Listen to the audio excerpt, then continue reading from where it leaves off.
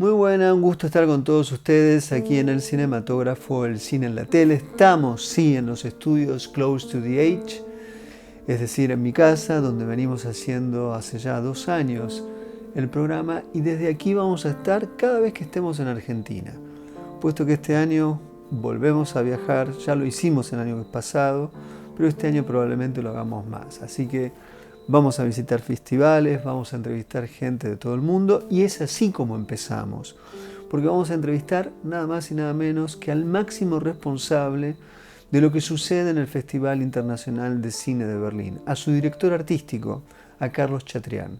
Con él estuvimos en marzo de este año, al menos unos 10, 15 días después de que había terminado la última edición del Festival de Cine de Berlín. Y hablamos de todo.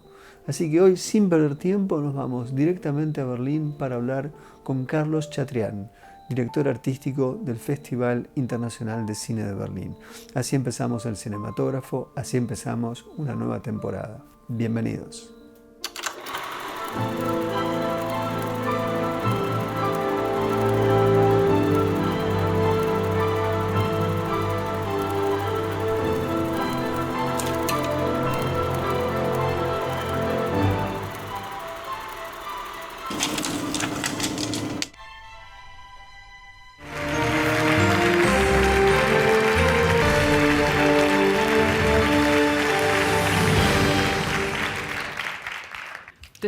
The 72nd Berlinale is herewith opened. Enjoy! Enjoy!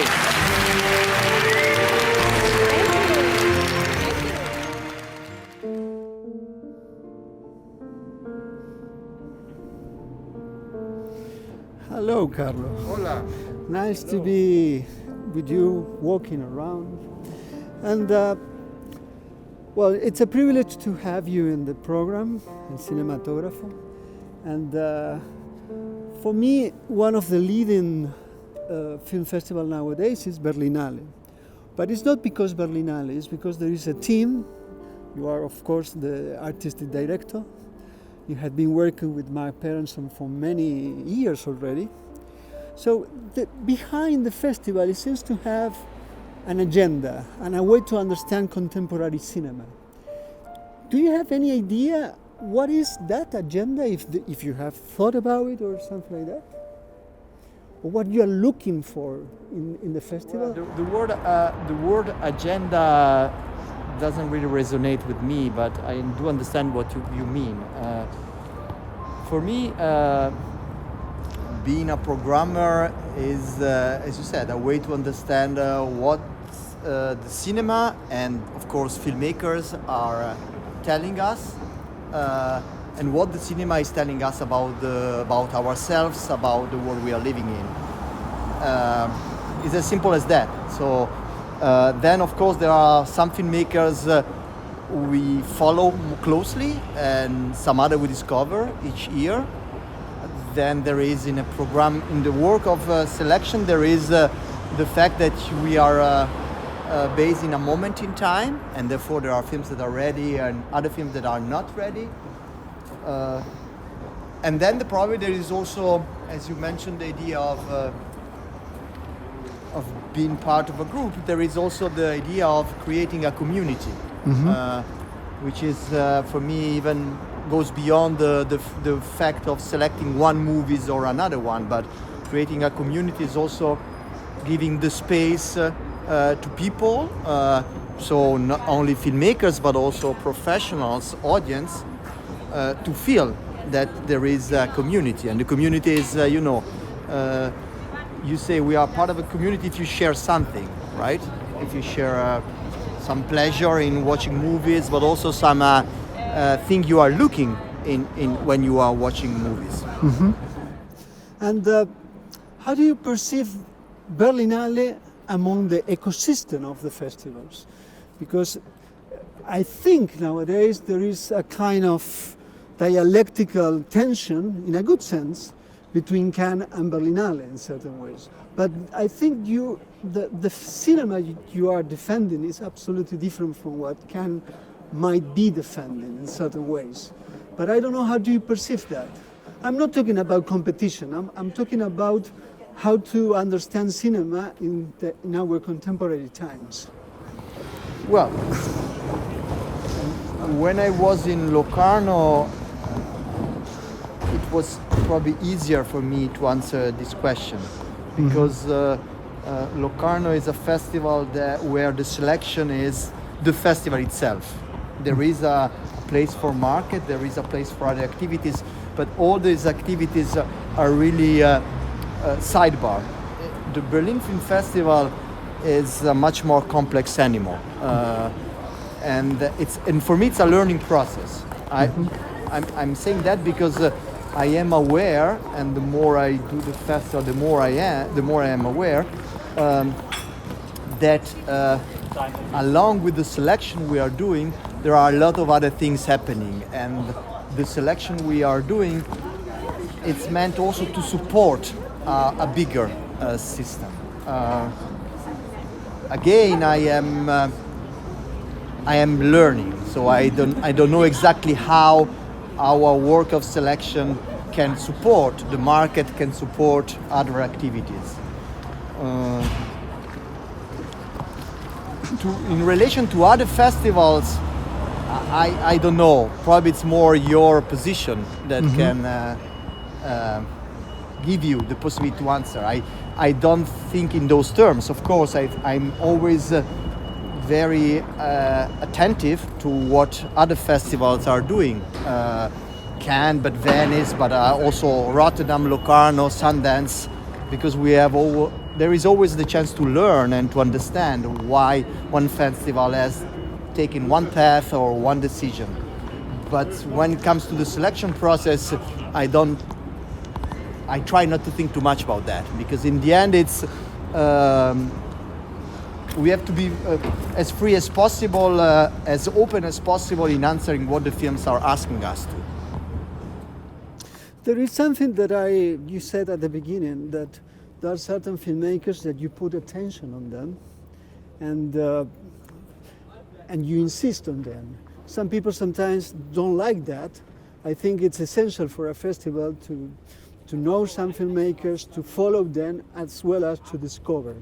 I would mention two in this moment. One is Denis Coté, and the other is, of course, Hong Sang-soo, who has been in the 3 last years in competition. How do you perceive that? And why you insist on them? Well, they make films. We like this film. We believe these films are relevant, and we select them. It's as simple as that.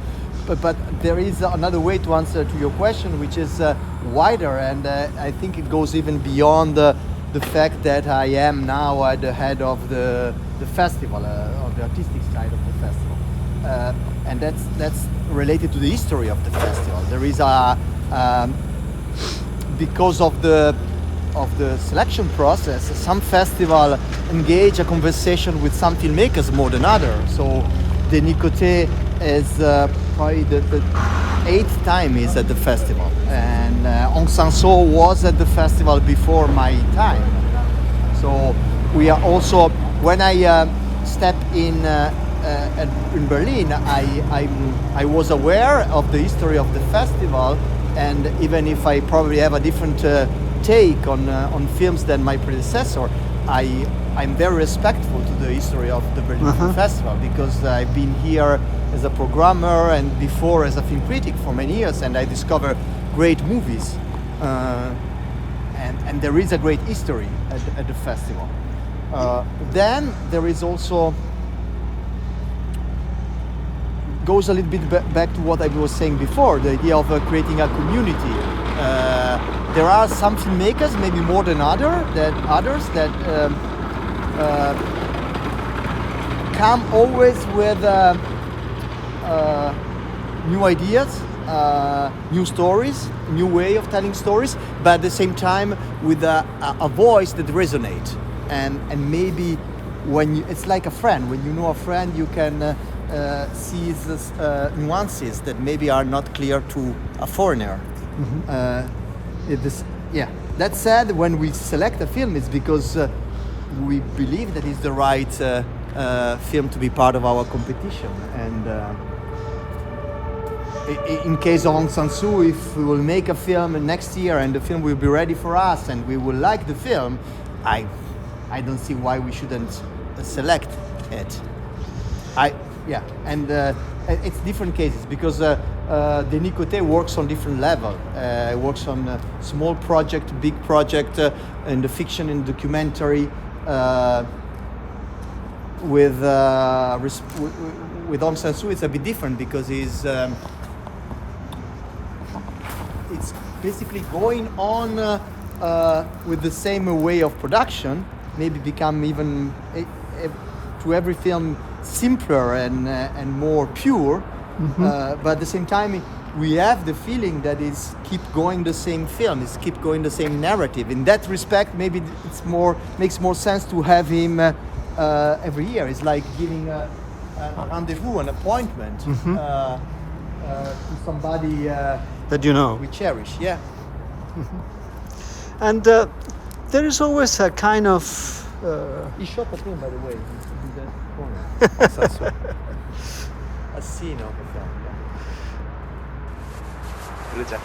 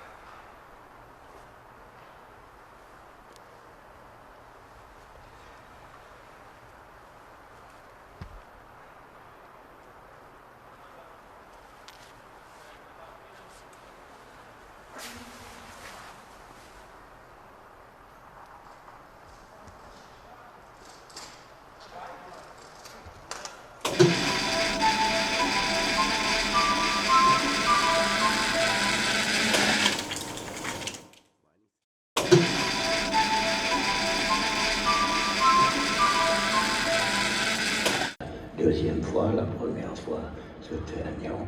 Là, ça sera, j'espère, la deuxième fois où on voit un deuxième arbre du cinéma.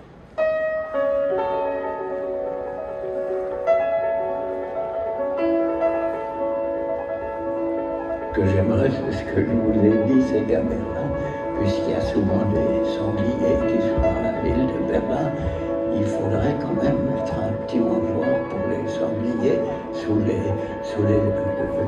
écrans. Voilà.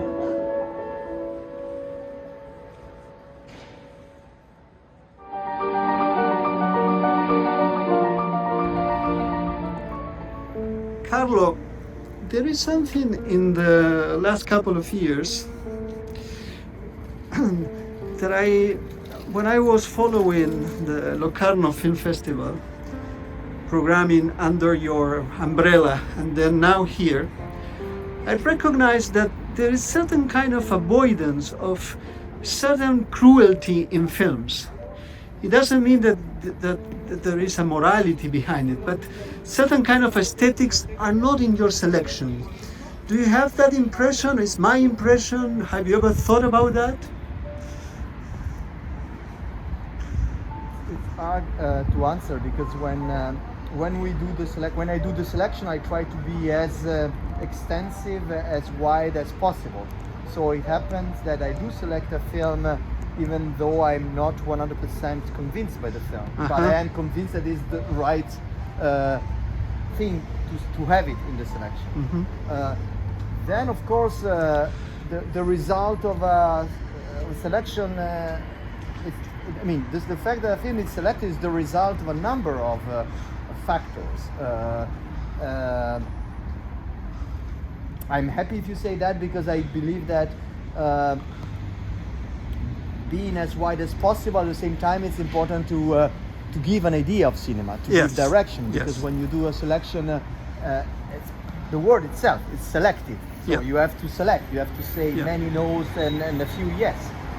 So it makes me happy that an idea is recognizable, even though I hope that in every edition there are films that break with that idea. Yes. And also goes against the taste or the expectations of people. I think I always say that if in the end a viewer likes all the films we select, then we have made a mistake, because I think in a festival, especially like Berlin, as big as Berlin, you have to give room also to things that are that doesn't go in the direction people expect. I think in the experience of a film festival, it's also important to in the narrative that a film festival creates. It's also important to have a film that goes against your expectation, and then because our way of thinking it's made up of accordance and disagreement. So I don't say I select film against my taste, but I do select film knowing that they are taking different paths. And this is something that could be seen even, and you could see also as a viewer, you could see there is always a limit towards that. There is a kind of change, yes, there is always a kind of surprise, but till there is a limit for that, and I think that is what I can see from distance. There is something that you have created when Mark and you arrived here with all the team, which was a new competition called Encounters. I don't see it as a kind of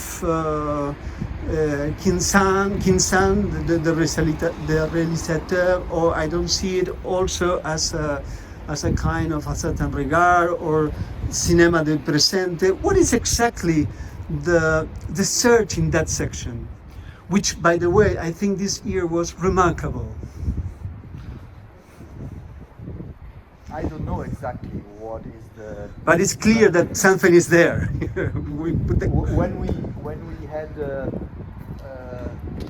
When I stepped in, I had clear in my mind the idea and the decision that was already a decision to add a companion piece to the competition. Because again, on the one hand, the competition in Berlin has some expectation. So about the starts. You have a red carpet, therefore you need somebody to walk the red carpet. But it's also the number and the kind of journalists that are following the competition in Berlin. You have journalists that are more interested in certain elements, and again, is the relation with the market. But at the same time, and also the size of the theater, which is but also it was clear the desire to go on with a process which is not a selection process but also a research process with films that work in a different way the cinema language and therefore ask a different work from the audience. So that was pretty clear. Then it was also clear that we didn't want to focus only on young filmmakers, on debut film, but we want to really to mix things. So we had this element in place. We create the box. We found a name which I like because the idea of encounters it's very important to me in a festival in general, but in life also. And then this competitive section is quite new, so it will be defined by the film we select, but also by the way these films will be perceived by the audience, by journalists, by professionals. And what I like is that we have and we are enjoying a greater freedom in doing the selection. So really, I believe that there is a very strong coherence in the section, but at the same time we have a great freedom, and so we can select I don't know, an essay by Bonello and a very small debut film by well, it was not a debut film by an African filmmaker, whatever. I mean, it's so we have a greater freedom also in the discussion that goes along with the selection, which is something that when you receive a film. I don't know, we mentioned before Aung San Suu, but when we received the film by Claire Denis, you can discuss a little bit, but then it's pretty clear, either you want to engage with the film or not. when you have a film like Father's Day or I don't know, Unrest, is a bit different because we knew the filmmaker by Cyril Chaublin, but whatever, I mean, film. Or a film like Bonello, which is quite puzzling for me in a good way. So you engage a conversation, and you engage a conversation with your team, so Mark, but also the other 6 persons who compose the committee of selection, and this has really enriched me a lot, nourished me, and I hope it will nourish also the audience, because these kind of movies are made also to trigger ideas, but to trigger also thoughts, and what I would like to stress out is that these films are really not based on the topic. So, I mean, for me, every film is not based on the topic, but for some films, you can also summarize them and say, okay, this is a film about a group of women having a sex therapy. Denis Coté. But the film we had by Denis Coté the year before, Social Hygiene, was impossible to be defined with that topic. You can say, yes, there are a group of people talking, but talking about what? So I think that comparison tells a lot why one film was in competition and the film before was in Encounters. What about the Argentinian film In Encounters, which was a new film by Gaston Solnicki, A Little Love Package, which is, I think, a kind of paradigmatic film from the section in certain ways. Yes, this is just something we share with Gaston and his producers. Well, it's an Argentinian filmmaker with a non-Argentinian film. Yeah. It's a film about, to me, about family, about the look for an apartment. It's a film that escapes each form of definition, and probably find its own definition in the concept of travels. And for me, it's a film about travels because when you travel, you always are confronted with new scenarios. And the interesting thing with the Little Love Package, I mean, the title itself refers to travel. Usually, when you travel, you bring something back. It's also that you can feel that the filmmaker, even if it's not filming in its own in its homeland, has a very strong connection with the places he films. So it's about travel, so about finding ourselves, finding the frame in a different place, but at the same time you have the impression to be always at home. And the travels and be at home is something that is, for me, very central in the cinema in the films of Gaston Solnicki, but not only in his film. Because in the end, I think for a viewer, it doesn't go, a normal viewer, go and to a festival and watch a film. It doesn't matter if it's a competition or an Encounters. In the end, in the sum of the films that you watch, you will create through, or with the sum of the films he watches, he will create his own narrative. And I'm in the end responsible for that narrative. Mm-hmm. So when you say that there is, you cannot find certain film, if I got it right, I'm happy, because for me, cinema is the heart of the human being. So I will have a problem in selecting a film that goes against the human being. And that's also if it's not in competition or in other section. Thank you so much, my friend. And it's a privilege to come with you once now in the Cinematógrafo. And on behalf of many cinephiles, film critics and film lovers around the world, we truly thank your work. Placer. Gracias a vos. Bye-bye, my friend. Bye.